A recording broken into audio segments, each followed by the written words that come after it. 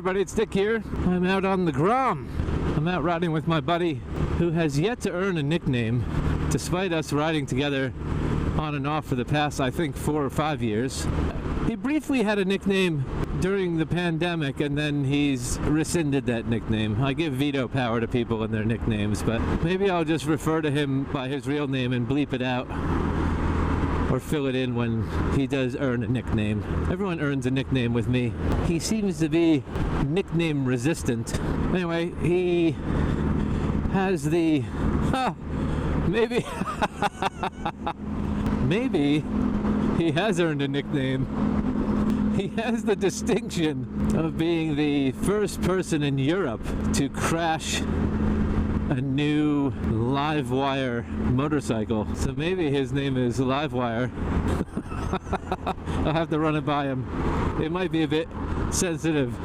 It might be a sensitive topic for him. I think he might have earned a nickname. We'll have to flesh it out.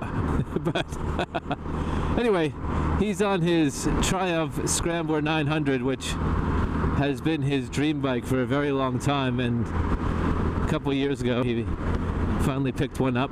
We haven't been riding together for a while, and I've been getting a little antsy to get out because the weather's been shit and the schedule has been shit. And so I just said, fancy a ride?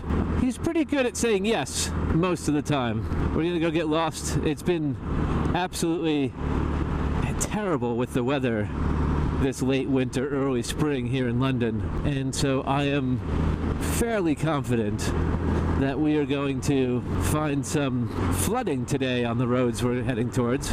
But I'm kind of eager to find some flooding now that the Gromalonga Ding Dong has its hugger and fender reinstated. I was looking at the back of my helmet and it had the road grime from my last fenderless ride still on it. Yesterday the weather was absolutely stunning. It was glorious, but the schedule didn't allow for a ride, and today was the scheduled ride, and it's gray and cold, so I'm hoping that at least it stays dry from the sky.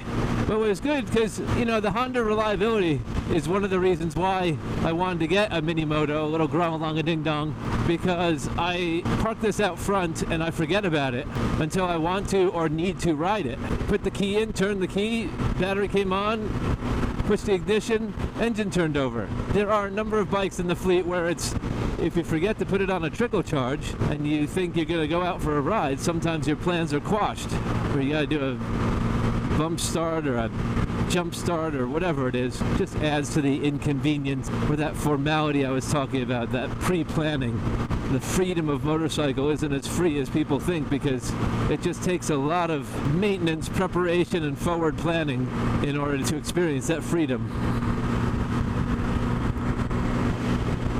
Anyway, it's relatively warm. It's in the 50s Fahrenheit, so I'm hoping my autumn gloves will do the job. I haven't installed heated grips on this as yet, and this is going to be a year-round bike, so we'll see if this late winter ride is comfortable. I did opt not to put my fleece on under my jacket because I was, as always, sweating by the time I was ready to leave, and there is a little bit of chill on my chest, so we'll keep an eye on that. I did pack the layer in my bag just because I'm a Boy Scout. Out on the highway, a little bit of a grade here, and I feel like the engine's struggling a little bit.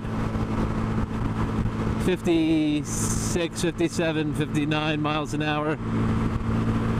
I am a good 4 car lengths in front of Livewire, so I feel good. I don't know if he's being forgiving on his 900 or if it being an early ride in the season and relatively recent off of his injury, if he's taking it slow for safety's sake. But hopefully I'm setting a good pace. I don't feel vulnerable out on the highway.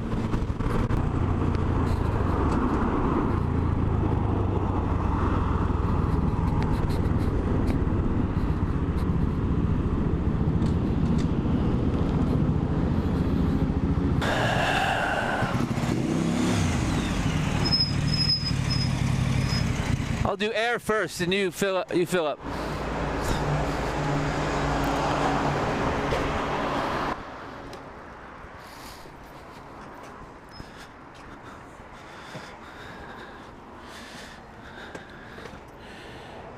Another wonderful result of having this little reliable Honda and mag wheels. I have a couple of bikes with spoked wheels because one, I think it's a style exercise, and two, I think it's a cost exercise. But my GS has mag wheels because it's the F700 GS, which was the on-road sport touring adventure bike that they released in that generation. And everyone's like, oh, you need the spoked wheels to go off-road, blah, blah, blah. The bike's too heavy for me to bring that bike off-road. I have spoked wheels and mag... No, I don't. I have two sets of spoked wheels for my Transalp. But I'll tell you, the mag wheels on this thing, this bike's been sitting a couple of weeks. I've been doing some traveling and distracted with work and other projects. I said earlier my concern was a low battery, but my other concern is always low tire pressures. And I have a bike pump, like a upright, like plunger style stand-up bicycle pump that works perfectly on this. But I had to move it to storage because we're getting some construction done at the house, and I was nervous that the tire pressures would be low after sitting for so long unridden. And we've had some real fluctuation in temperatures here in London. So much so that the car internal electronic tire pressure system has shown me that the tire pressures in the cars are low. So coming out today, I was a bit nervous. So I was very pleasantly surprised that when I put it on the air pressure monitor at the gas station, there was actually more air than I wanted, higher pressures than I wanted, which is pretty cool. Pretty cool. So all of my predicted desires for having this little Honda mini-moto are being realized.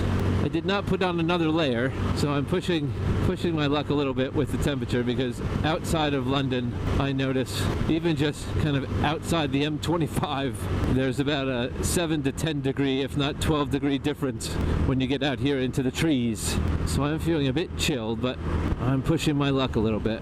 So this is my first, it's not a group, but my first ride with somebody else on the Grom and someone on a full-size bike. I've been out on the CT125 and someone on a full-size bike, or let someone ride the CT125 while I was on a full-size bike, and I've never had an issue with keeping up.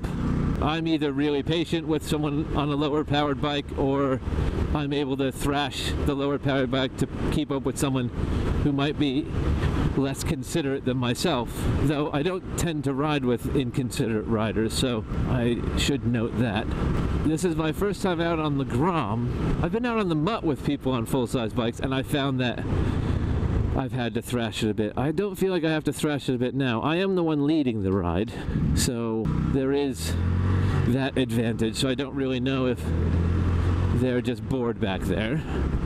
There is a good healthy distance, car length between us, so I'm not entirely nervous that I'm setting a slow pace. Lavire was saying that to follow me, it does not look like I'm a big guy on a tiny bike. So there is something interesting. I've said it before. There's something interesting about the proportions that Honda does on their mini-motos, where one riding it, it doesn't feel like a tiny bike, and I guess from certain angles it doesn't look like a tiny bike. Though at the petrol station I was getting some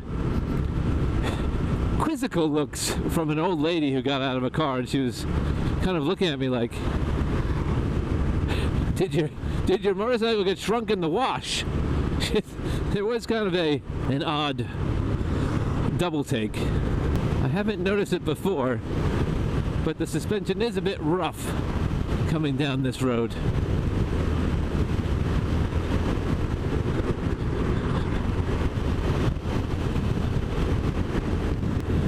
I'm always surprised at how comfortable I am on these Honda Minis.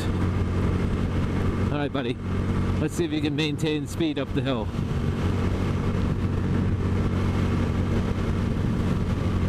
Not terrible loss of power. You can feel it straining, but not struggling, if that makes sense. It's definitely working harder. I am proud to say I've lost a fair bit of weight since the new year. So I think the Gromalonga Ding Dong is appreciative of that fact. So there's less of me to carry. I still have not resolved the grab rail / rack solution. But beyond that, and maybe a little bit of crash protection around the engines, I think those are the two modifications that I'm looking to make. And that will be it. It'll generally be a stock bike, but I do think a little bit of luggage and or rear end carriage, rear end movement handles, so I can move this thing around more, because there's nothing to grab on other than the plastic fairings at the back.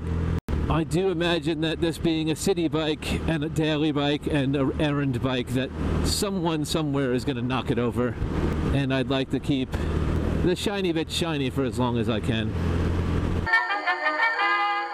If you like that video and you want to see more like them, hit like, share, and subscribe.